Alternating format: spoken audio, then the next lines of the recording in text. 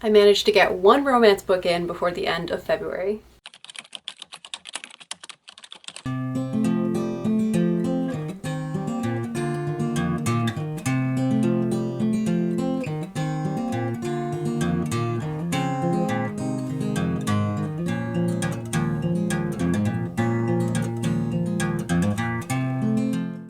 Me Before You is so sad, which I knew it was going to be. I watched the movie back when it came out, so I knew how it was going to end, which I won't spoil and say what exactly happens, but just know that it's very sad. So I knew that it was going to be sad, but reading it made it feel so much worse because you're having to sit with the characters for longer, and I'm not a very fast reader, so even reading a few chapters took me a little bit longer than just watching the last 10 minutes of a movie or something. So yeah, this one made me cry, but let's just talk about it, I guess. So the book is about Louisa Clark, who loses her job and needs to find something else and ends up being a caregiver for quadriplegic Will.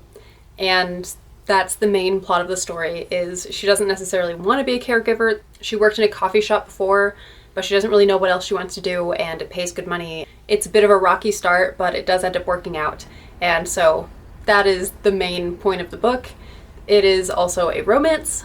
It is also a romance, but very much a slow burn romance. So I really enjoyed this whole book. Honestly, start to finish, I loved it. I had so much fun getting to know both Louisa and Will, and getting to know Louisa's family also. I didn't always love them, but I do think that it was a well done family. Like every family has its issues and has good days and bad days, and so I think the family was well done. They're just not always the most likable, in my opinion. Also, not a spoiler because within like the first 2 chapters, you'll kind of hate him. But Louisa's boyfriend, I also did not like just immediately. I have a sticky note in here. In chapter 1, so this is page 12, and I have a sticky note. And it says, so Jojo really wants us to just hate him, huh? Mission accomplished. I really did not like Patrick. I did at one point in the book feel a little bit sorry for him, or at least felt like I could sympathize with him, but I really did not like Patrick. So good job, Jojo. I hate Patrick. But I had a really fun time with this book. Like I said, slow burn, sweet romance.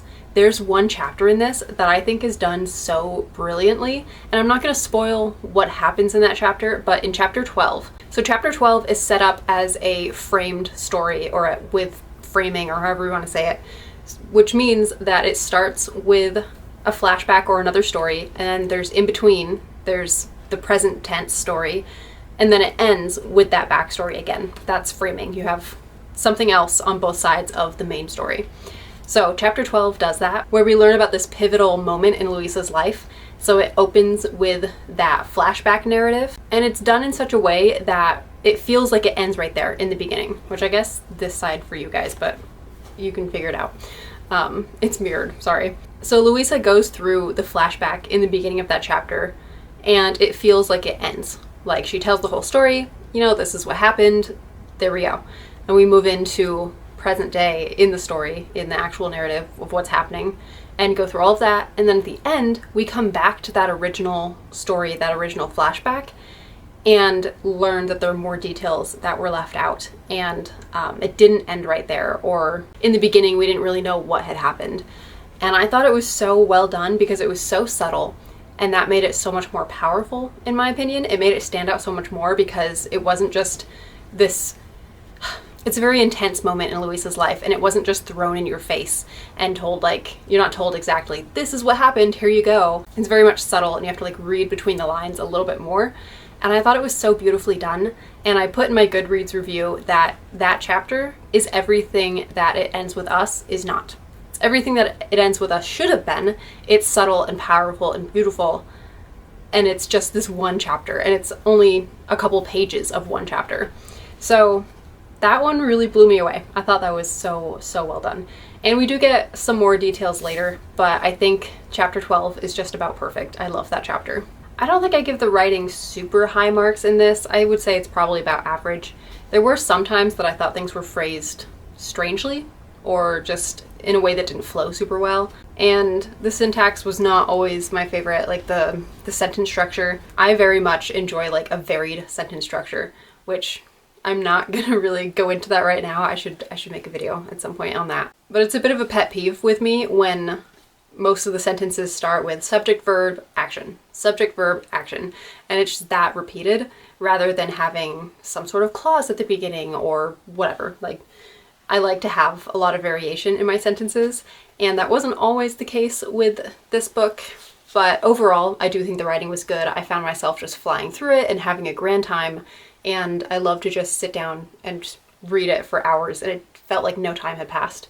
And I finished it late at night because I got towards the end and I was like, well, I can't just stop now, I have to continue. So I continued reading when I normally would have just been like watching TV or something. I finished this book. So for the plot, I give it very high marks. It's very fun, very sweet. Again, so sad. Go into it knowing that you're gonna cry, most likely. I definitely did. I was just sitting in my bed reading the last few chapters, just tears. But before all of the sadness, it's a great story. It's definitely dealing with a heavy topic. I mean, you have this man whose life has been severely altered. It's completely unrecognizable from the life that he led before, so he's struggling with that. And Louisa has some things in her past that she's struggling with, so it does deal with some very heavy topics throughout. It just wasn't as sad to me until the very, very end. Content-wise, I would say it's meant for a mature audience, but there's not a lot of spice in it. There's not a lot of mature content. It's just not meant for children. So it's definitely more of like an adult romance book, but it's also very clean. I think the worst is probably the language. There is a moderate amount of language in it, but even that's not really all that bad. Just be aware, it's not like squeaky clean. It's not, I wouldn't give it to like my teenage niece or something at this point, but maybe in a few years. Yeah, maybe when she like goes off for college, I'll see if she's into romance books, which I don't really think she is right now, but who knows? Who knows what could happen in a couple years.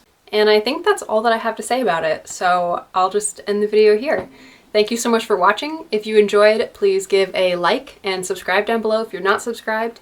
Leave a comment, have you read or watched Me Before You?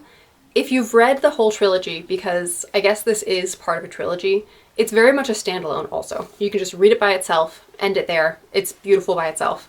I happen to have the second book, which is called After You, and I think I'm gonna pick that up soon. I don't think I'm gonna read it next. I feel like I need to sit with this one for a little bit and leave some space between this and the very next one, and maybe treat them almost as separate books in a way.